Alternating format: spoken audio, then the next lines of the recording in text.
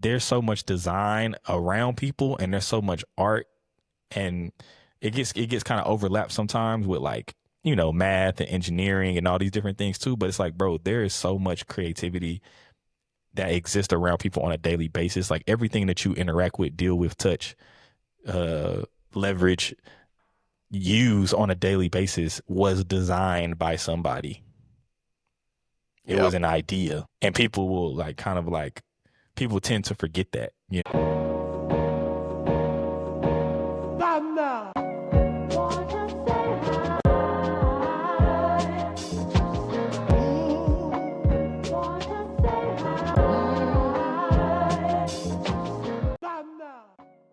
What up, world? It's boy Dave. Dave has wings, and we back with another episode of the Living Room.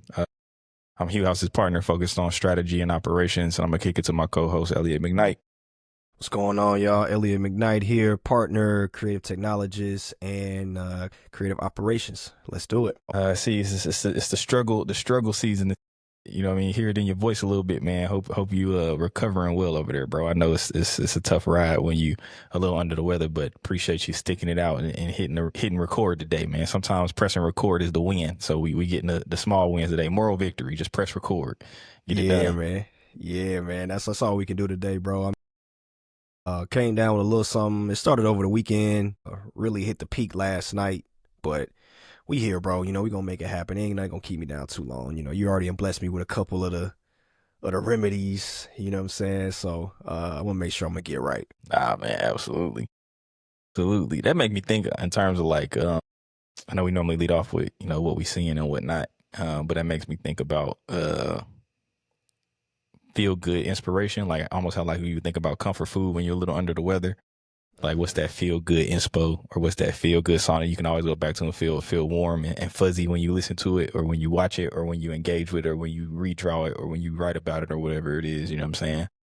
So I don't know if anything's coming to mind for you, but that just popped in my mind as I was thinking about like, how when you get sick you want comfort food a lot of times. Like makes me think about like what's that comfort creative medium? What's that movie that you can watch, or that song you can listen to that'll just like, still put your mood in the right place if you a little under the weather from an inspo perspective or from a mood perspective in general. That's a good question. Dang, you kind of put me on the spot. I'm trying to think. And you go ahead and go first while I think about mine. I don't know if you got one off top, but I had to think about that one for a second. The first thing that comes to mind really is I mean really anything from the early Lupe era, for real. Like I could listen to the Cool and just get inspired all over again, and just thinking I still want that to be a movie. If I ever got the opportunity to work on like a feature film, the first thing I would make is a legitimate like live action execution of the Cool with all the characters that he broke out in the universe and all of that. And I think another one, if staying in the music lane, is Commons Beat album. I could put that on and let it run, no skips, and just really like vibe out and really just tap in. That's gonna fix this. It's gonna reset. That's like a good like spiritual reset. You know what I'm saying? Type album for me. And then on the movie side of things, anything classic 90s. So I could go back and watch like Mighty Ducks. I could go back and watch like First Kid with Sinbad. I could go back and watch like Sandlot, Angels in the Outfield, like Free Willy 2, like anything from that era that we just grew up with. Like Lauren will tell you, like, if I had it my way, that's what we would play all the time. Like one of the things that she'll put on just to have on in the background is like anything from the Creed franchise. But for me, I like playing them old 90s movies, Blank Check, you know what I'm saying? The Disney Channel originals, you know what I'm saying? Brink, you know what I mean? Johnny Tsunami, like anything from that era really be be piping me up and like, you know what I'm saying, put me in a good space. You know what I mean? That's music and movies. That's the first things that come to mind. The 90s joints, and then like Common and Lupe. Yeah, nah, that gave me, while you was talking, that gave me like some inspiration to think about. Cause from a music perspective, like honestly, bro, it's kind of crazy. I've been like in this mode too, like early like 2010s mixtapes. Just because like now that we kind of out of it, I realize now how much of an era that really was, bro. Like now that we looking at a lot of the stars that we had, we really had them at a time where they were just on the come up, and it was just so many different artists popping out, and I forgot what made me think about this. I think it's because like Two Chains had dropped something or something like that, and I just started going down like a crazy rabbit hole of like the True Religion mixtape, and I started going down like the Migos mixtapes and all these things, and obviously like the content of it isn't as like quote unquote feel good, but just it just brings back those memories of that time. And during that time I was like in early college, like late high school, and like Cushion Orange Juice, and I think that's probably what it was around that time too, because Wiz just dropped the Cushion OJ 2, and just thinking Mm-hmm. about like, man, we had Wiz popping out, Big Sean with Finally Famous Volume 3, then you had like ASAP Rocky dropping, Bro, and Spitter was then dropping. Spitter was dropping a tape a month. bro, I went back to go listen to Pilot Talk 1 last week, and I was like, yo, this joint still go hard, bro. Yeah, man, You I know what was I I was listened listening to? to that. I had started listening to. I ain't finished it, but I started listening to Priest Andretti. Ooh, I haven't heard that in a minute, bro. Yeah, I ain't heard that in a minute. Like I'm talking about bro. like 10 years, bro. I ain't heard that in a minute. Bro, I like them deep cut currency tapes. Like I was me and the homie, we'll text back and forth. My homie Trey, we'll text back and forth sometimes with like just like little movie quotes or like little quotables and little stuff like that. It'll be like no context to nobody else, but me and him will understand what we talking about.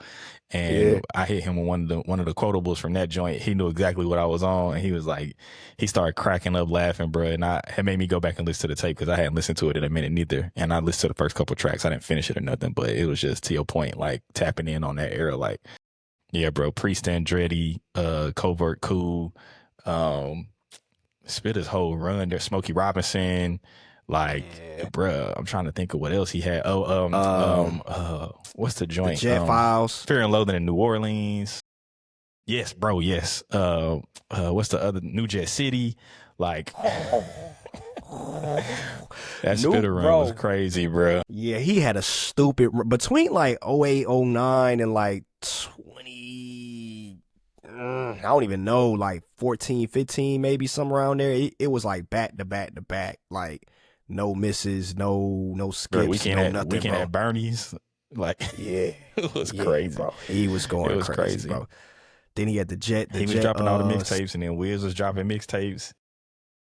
It was a crazy era, bro. That was a crazy era, and I'm starting to realize, like, just because now, folks is dropping. Don't get me wrong, but just in terms of how new it was, and I think just mixing up the newness with how the internet was moving at that time, and then how music was really like, how much the internet affected how music was being distributed at that time, which just opened Yeah, up the floodgates to so much, and just yeah, all the artists we love and know today, bro. Like anything from that time, bro. Like 2010s mixtapes, early albums. Yeah, that I can go back to that at any time, bro. And with movies, honestly, I've been thinking a lot about when you was talking. I've been randomly on a Tubi kick at the crib. You know what I'm saying? And right now I got that's necessary, bro. yeah, bro. I've been on a crazy Tubi kick. Like I would get on every once in a while, but now it's like getting daily because the new drop. I've been watching the Temptations for like the past couple days. They got it broken up into like a couple episodes. So like I'm in the middle of the second part. You know what I'm saying? And this is like when they about to go on a reunion tour. This is right after David Ruffin and Eddie just like made their own version of the Temptations or whatever. Blah blah blah. And I was just like, dang, bro. I remember watching Yeah, this in the living room. You know what I mean? In the living room with the family. My mom, we'll kick it. Have some dinner and watch that joint and just like classic lines, bro. So I've been watching that. I watched like Welcome Home, Roscoe Jenkins. You know what I mean? I watch classic. classic films, bro. I just saw like How to Be a Player was just put on there. I gotta go watch that again with Bill Bellamy. I gotta go watch that. The Best Man is on there. Um, they got Janky Promoters on there. I didn't even know that. I'm about to go watch that probably tomorrow on some What's that? vibes. Oh, Janky Promoters is with Ice Cube and Mike Epps, and I think they did it on an independent tip, and it had like very limited distribution, but it Mm, came out. I think my mom's might have got it on a VHS. My mama got that joint, but it was like it came in. This is like when I think it came out maybe like I forgot what year it came out, but they had Jeezy as the artist that they were trying to book. So Ice Cube and Mike Epps playing like these promoters, and they trying to like have like one last shot to really like make something pop, and they like in a real small city, and they like in a smaller market. And so they trying to make it pop there, and he's like, yo, man, if we can get Jeezy to come through and pop out, you know what I'm saying, play at the club, we'll be good. But they just get into so much in the movie that it just ends up being a whole thing. But bro, like that's why I was Janky surprised that they promoters. even had it. It is what the Yeah. name is. I was surprised, like, yo, they got this on here. I was like, oh, okay, because I haven't watched it borderline since it came out.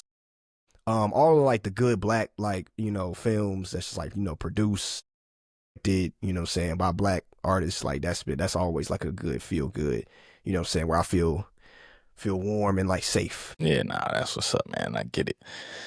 Oh, yeah, man. This is it's crazy. You ain't really never really pictured myself being the nostalgic type, bro. But you be talking to some folks and you really be on some like back in my day type Yeah. vibes.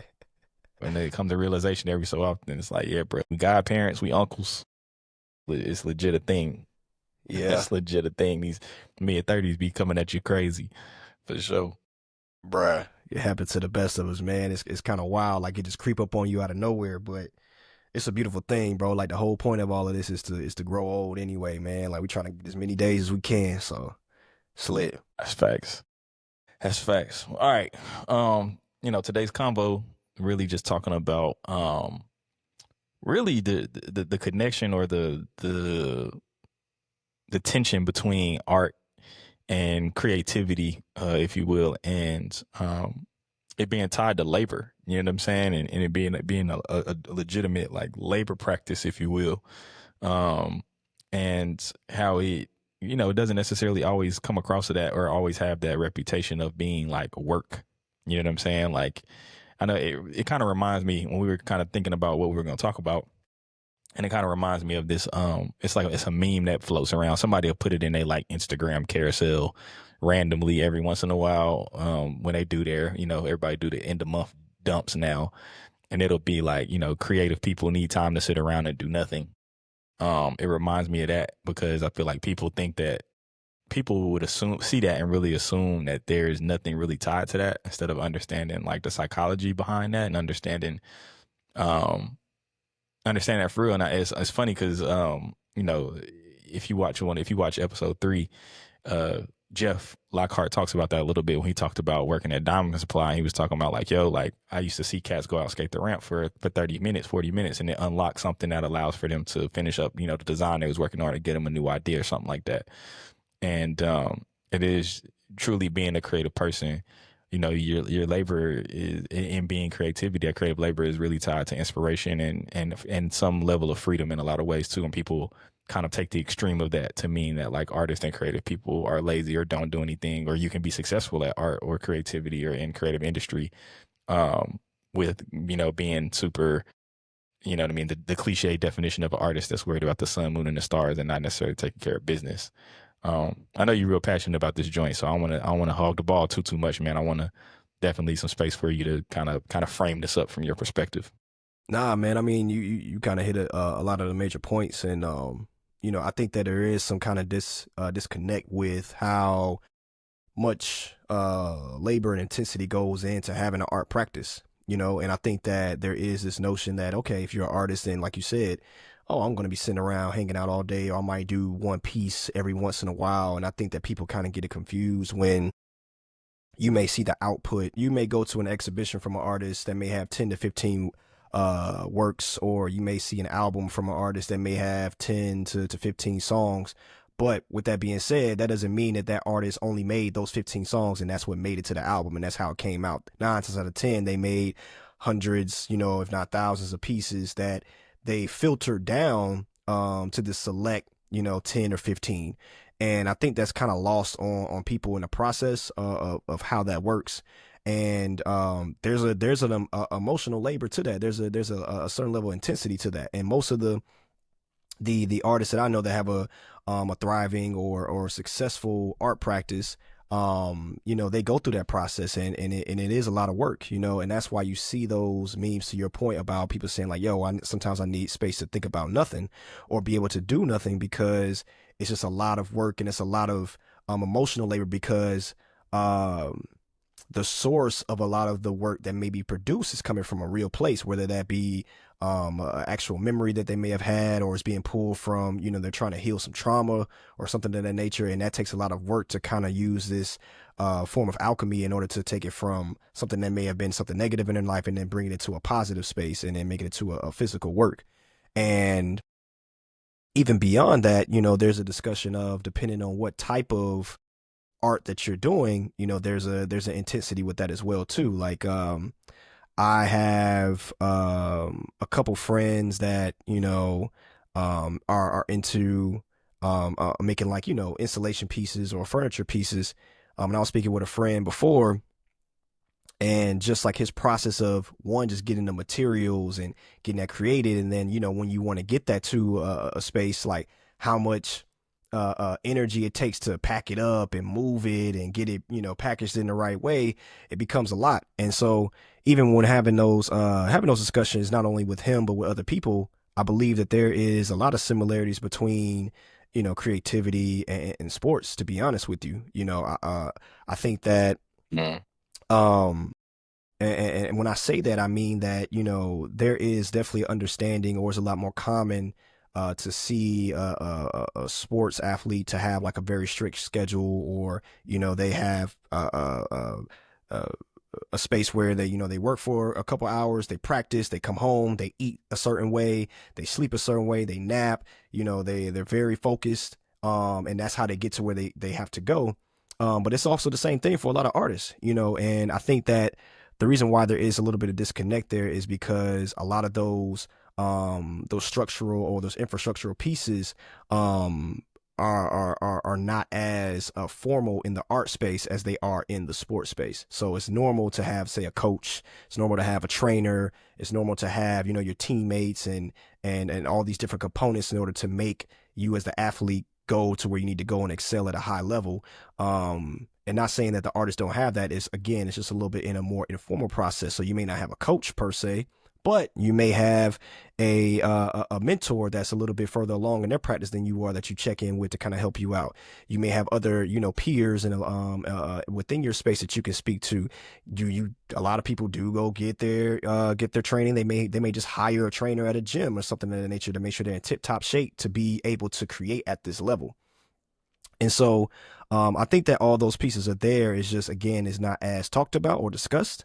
And it's a very interesting thing to highlight, and important for us to highlight, because that's how a lot of times, and even on my own personal experience, you may not know these things and put those certain infrastructural pieces in place, and then you end up burning out. So you think it's just all just work and no balance, and then you start to realize, like, well, why isn't anything coming to me? Why is it so difficult? It's like, cause bruh, you haven't napped, you haven't gone to bed, you haven't had these structural things, or you haven't gotten your schedule together in order for you to excel at that high level. So I think that is important for us to have that conversation and just kind of bring to the forefront, because honestly, either whether you're starting out and you're thinking about it, there's something important to kind of take in, or even if you're on the outside of it, just having that respect and that understanding of how things go in terms of having an art practice. For sure. One of the things that stood out to me is when you were talking about, you talked about the art coming from like a very real place, and talking about like the emotional labor that's tied to the work that's done by artists and creatives. And it makes me think about also in terms of like the, sitting around to do nothing piece. It's like a lot of times too, and this is triggered by, a quote that I saw, or another piece of content that I saw from the homie Junior Yim, who does a lot of brand, strategy work with us at the studio. But he had a video that he posted where he talked about the wisdom that comes from reflection. And I feel like a lot of inspiration comes from reflection too. Like for me specifically, with so much of my inspiration, again, being in the tension of that that analog luxury, that throwback with the contemporary, what I'm saying, context, is like needing to sit back and think, like, dang, what was this really like? How was this experience? What was I thinking during that time? What was going on during that time? What was in the world during that time? Like, once you start to play that little mind game, you start to really uncover some things and develop some things that could inspire some work or connect some dots or become insights to inform strategy, or informed creative, you know what I'm saying? Like all, but it doesn't come if you're constantly filling your mind with things or constantly feeling like you have to do things, you know what I'm saying? So it's interesting that it's like it's like every type of work, to relate it back to the labor thing, is like every type of job or every type of work has its own labor practices, and part of the Mhm. labor practices for artists and creatives is creating time a lot of times to feel, to understand, to look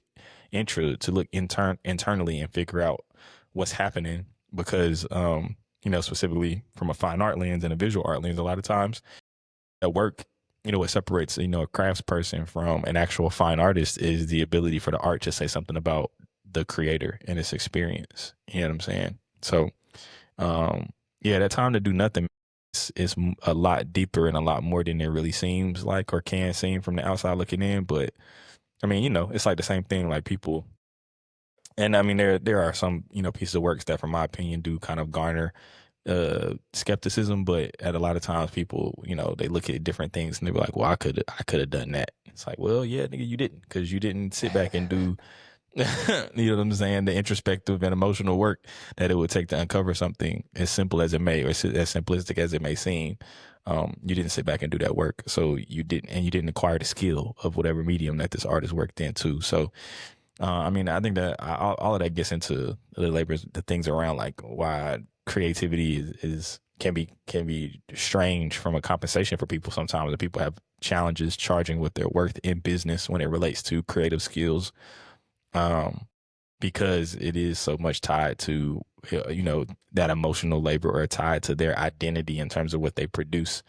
And it's also interesting too that there are other people on the other end of the spectrum. Like that's the other thing too, is like I want people to understand is just that creatives, artists, people who are creative, they all exist in a spectrum. And I think we've probably touched on this a little bit in previous episodes, but you have like type A creative, you have, what I'm saying, people who you would assume have like the mindset or the inner workings of like an accountant or a corporate person, but they just happen to like paint or be a filmmaker or something like that. You know what I'm saying? Like those people exist. You know what I Mhm. mean? And their processes are a reflection of those experiences too. But they're just these kind of like little signals that are sent to us, and this socialization that's sent to us around like what a stereotypical artist is. And a lot of times people are coming into conversations with you as a creative person with those biases in mind.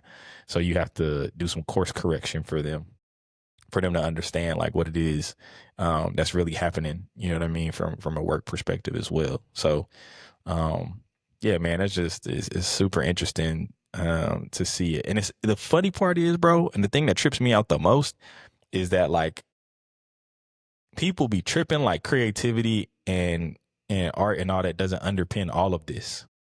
Mhm. Like there's so much design around people, and there's so much art, and it gets kind of overlapped sometimes with like math and engineering and all these different things too. But it's like, bro, there is so much creativity that exist around people on a daily basis. Like everything that you interact with, deal with, touch, uh, leverage, use on a daily basis was designed by somebody. It was Yep. an idea, and people will like kind of like people tend to forget that. You know what I mean? Because there are these other things that come to play. You know what I'm saying, in terms of them being produced. But at the end of the day, it's like somebody more than likely drew that. Started as a sketch somewhere. You know what I'm saying? It started in a software that sketched it up, you know what I mean, out of somebody's head. And people be skipping right over that part. And that's like literally everything from the chair you sit in, to the table you sitting at, to the elevator that you get on to go to your office, to the car that you drive. You know what I'm saying? Everything started as a sketch. And at some point it Mhm. was probably molded into some type of a model where somebody put their hands on it. You know what I'm saying? And um, I think people are either unaware or forget that, you know what I mean, art and design really underpins everything that we interact with on a daily basis. And um it can be frustrating depending on the space that you're in and the type of conversation you're having. Um because people don't always, it's just not in the forefront of people's minds because they're not adjacent to it, I guess. Yeah, I think that even that point that you made really highlights the double-edged sword of a design being so good and like so classic and iconic that we forget, that it's there. And it's like you don't I forgot where I read this, but a lot of great design kind of falls into that category where like the greater the design, the more invisible it should feel. and almost like, and just intuitive Hmm. where, it just works. It's like it just works. I don't understand. I don't even think about it. It just works. And you don't think about it until it doesn't work. So like if your door handle just stopped working all of a sudden, you'd be like, yo, what's going on? But you don't think about your door handle or your seatbelt or like you said, like the legs on your table until something's wrong going on with it. But like you said, that was designed by somebody. Like somebody had to design the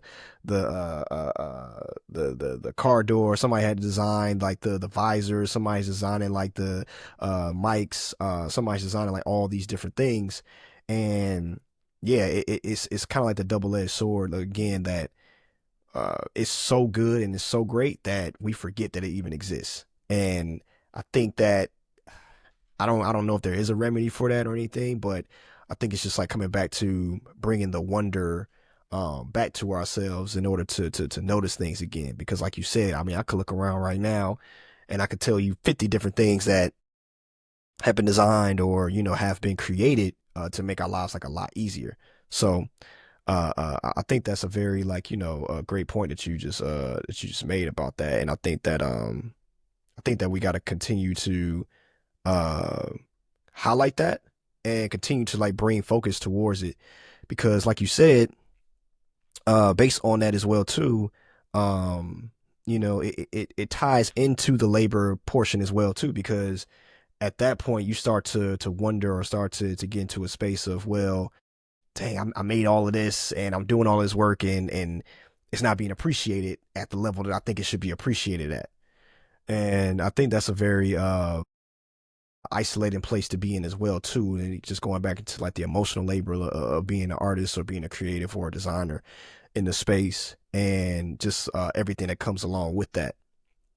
And one of the things that we talked about before even hopping on, even just from an emotional space, is uh, how, from a mental standpoint, how do you keep this up, over 10 years, 20 years, 30 years for an entire practice? And what do you do in order to keep yourself leveled off throughout the entire process? And I think that, one of the things that we brought up was Tyler the Creator having the recent interview with Converse, where he was kind of, talking about how he's going on tour, and even from like a physical standpoint, one there's a labor and there's a push there, right? And how that takes a toll on your body, because you really have to be in shape to be able to perform for 30 to 60 to 90 minutes at a time.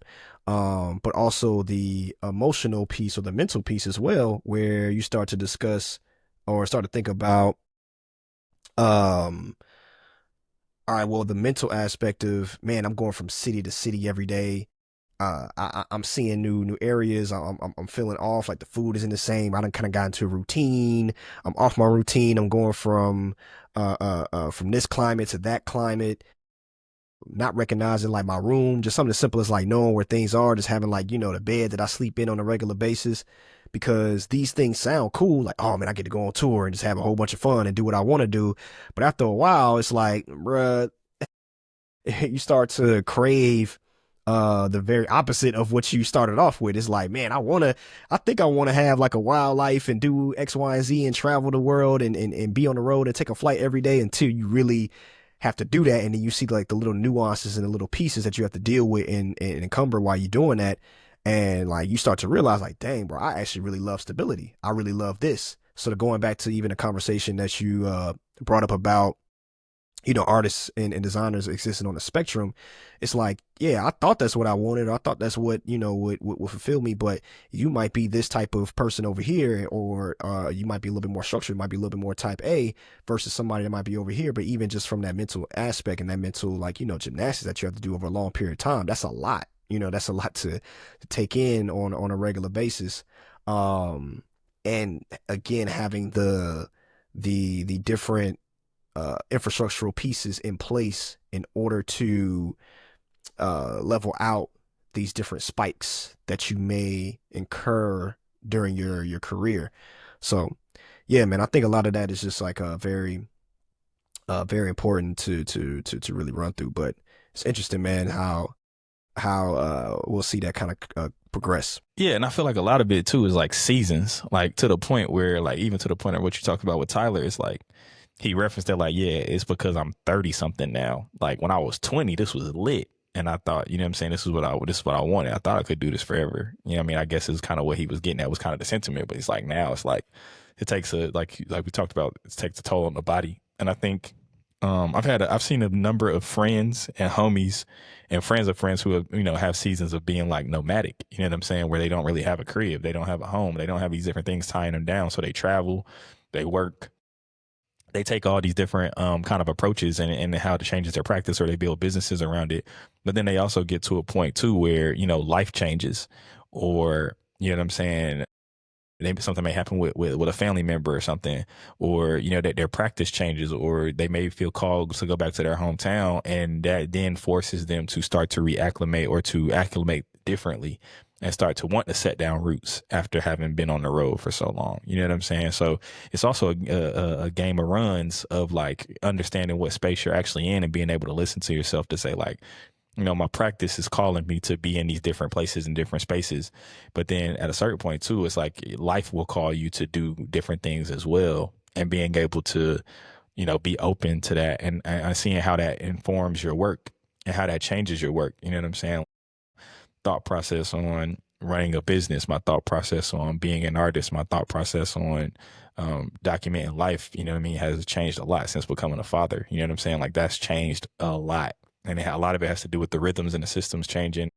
You can't really just do everything that you want that you were doing before. It's a series of changes, right? It's if you go down the route of becoming married and then starting a family from that perspective, it's like it's a series of changes where you have to start considering other people and other things.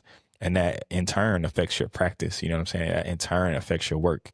Like part of it is like, even with how to change, like how things are happening now, is like it has me thinking about like, okay, I might literally need to like find a studio space where I can like literally have office, studio, photography equipment, all my books, all my posters. Like I can have a space that's literally mine, because we may not necessarily have, I may not be able to dedicate a room to that at the crib just based off of like family size and wanting to be able to host and all those different types of things.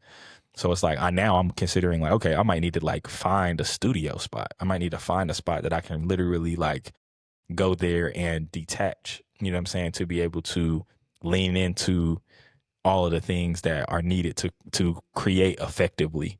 You know what I'm saying? And that is listening to yourself and understanding those roles and those seasons that you're in is like super important if you want to continue putting out work at like a high level. And that's one of the things that I've just been reflecting on lately is like, okay, what is it if life is going in this direction? What is it that I need to do to make adjustments to make sure that my outputs can still go in this direction, even though everything in terms of me being able to get to a space to get there is a lot different than what it used to look like 3, 4, 5, 6, 7 years ago. So that's the other thing Hmm. too, is knowing that it's like seasons of being able to do different things, and that you may have to make adjustments into how you're moving to be able to get to the same like level or even a higher level of output. And that's not just like, again, like, oh, eating right and going to the gym and all those types of things. It's like sometimes it's just changing the way that you work, or changing where you go when you work, or changing how you work. You know what I'm saying? And thinking about it from that perspective too. So there's a lot of thought and feeling that goes into being able to recognize those things. There's a lot of introspection, thought, and feeling that goes into recognizing those things. But then it takes more work to be able to actually execute on um, making it happen so that you can be in an optimal space. It takes a lot of testing and finding out like what's actually going to work too. So that's a whole nother process that's tied to creating it as you get older and as things change. You got to consider, you know what I mean, and people should consider when interacting, you know what I mean, or when requesting services. You know what I mean? Like it's like, yo, this ain't just like me with my laptop. Sometimes it is somebody with a laptop who might be on the beach or might be, you know what I'm saying, like doing whatever, but that's not all of us, you know what I'm saying? And there needs to be a greater space for that for more nuance within that um conversation around that. Absolutely, absolutely, man. I think that you hit it on the head, man. And even just like that conversation about finding the space for self, it's crazy. And I'm gonna say this out loud, man. We might need to get him on here. Justin was talking about something similar, you know what I'm saying, with getting a studio. Um, and we were just talking about like that whole aspect of, finding space and not only just from uh just having like the separate like from a location standpoint, but just also how you interact with other people that you're living with, being out of respect for that, we were, I know that I think we were discussing music and things like that. It's like, yeah, man, sometimes I might want to turn the drums up, a certain level, and get to a certain point, but that might not be conducive to the situation. Like, I ain't gonna be putting up acoustic panels all over the place and having to re-outfit the whole joint, but you can feel, uh, uh, you know, uh, able to really fully express yourself from an artistic, standpoint, without it infringing or put anybody else in a certain space, and you can really like fully feel that and fully have that opportunity and fully have that space to really execute on that.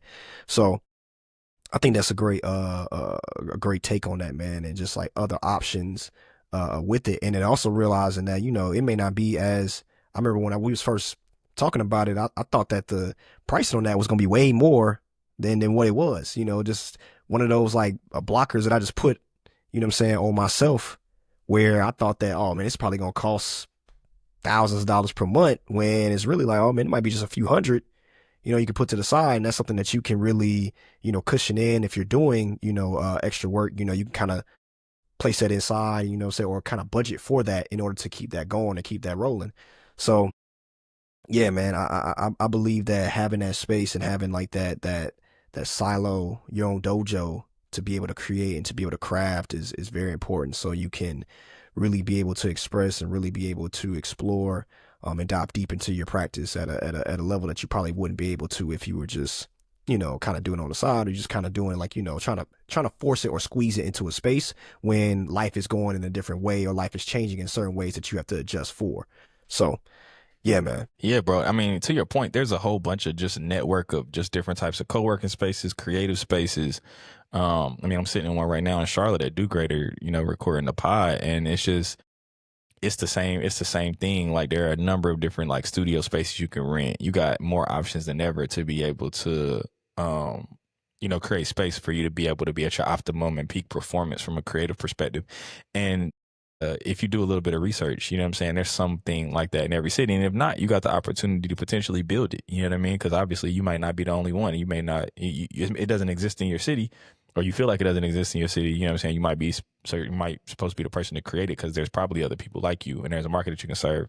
And then, I mean, at the risk of sounding like, I don't know, LLC Twitter or Guru or something. You also, when you handle your business the right way, and you got your paperwork in order, a lot of this stuff too also becomes a write off to help you out. You know what I'm saying? During tax time, you know what I mean? When you talk about getting an office and investing in equipment and all these different things. But it's just interesting, man, how the layers of labor and work and all these things and how they're figuring out how they mesh together, right?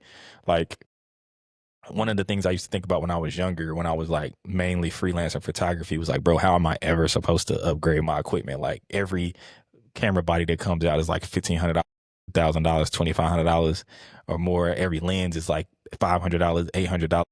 It's like, bro, if you build a sustainable photography business, you can get business credit to be able to invest into equipment. You know what I'm saying? And there's also renting and borrowing and all these different networks and things that are if you want to test something out before you decide to make that investment, like, you know what I mean? You can do that. And I think a lot of times that gets lost in the conversation for creatives as well. It's like, this is why it's important for you to understand and price your labor appropriately, because once you do that, it opens up the door for you to build something sustainable and take advantage of the other things that exist within the world of business and within the world of finance. Like if you have a sustainable business, you can get a business loan, you can get these different things that will allow for you to grow your practice and make better things, which will then allow you to get better work or more work. If invested and leveraged the right way. You know what I'm saying? And I think that that's another, on the creative side, in terms of artists and thinking about their labor, that's another thing that's missed, is that like, that's why it's also important for you to do all the things and try and learn as much as you can about creating a sustainable practice, because there are resources that are available to you. But if you don't take the time to explore those resources or to get help or to ask questions or to talk to people who are further along in practice than you are, then you're limiting your potential to be able to create the impact that you're looking to create. And it's a lot out here, man. There's so much out here right now. You know what I mean? And as creativity becomes more of a commodity and everybody's worried about, AI taking over and all the things, which is valid, it's still just like, you know what I mean? Like open your eyes and your ears a little bit more, you know what I mean? To the positive side, to the things that exist, because it's more opportunity than ever. You know what I mean? And you can really, we really have all the tools to create and do something dope and do something great and be compensated well for it if you position yourself appropriately. Facts. Mic drop. I could have said it better myself, bro. But I know that Oh man. speaking of I mean, adjustments and everything. Oh, I'm about to say, go ahead. exactly. That's how you in there. We headed in the same direction, bro. It's like you said, mic drop. It's like we right there. This times is adjusting it, and that baby girl got to get picked up, man. So we gonna go ahead and put a pin in this one. You was headed in the right direction. I didn't mean to cut you off. Like, we on the same type of time. We on the same timing, bro. Well, all right, man. I'm gonna let you close this down, bro. Lay the plane. No doubt, man. Thank y'all for coming into another episode of Living Room. Again, I'm your co-host, Dave Has Wings, David J. Butler, man, partner over at Hugh House, working on strategy and operations. Follow us everywhere at ITSHUEHOUSE as Hugh House. It's HughHouse.com.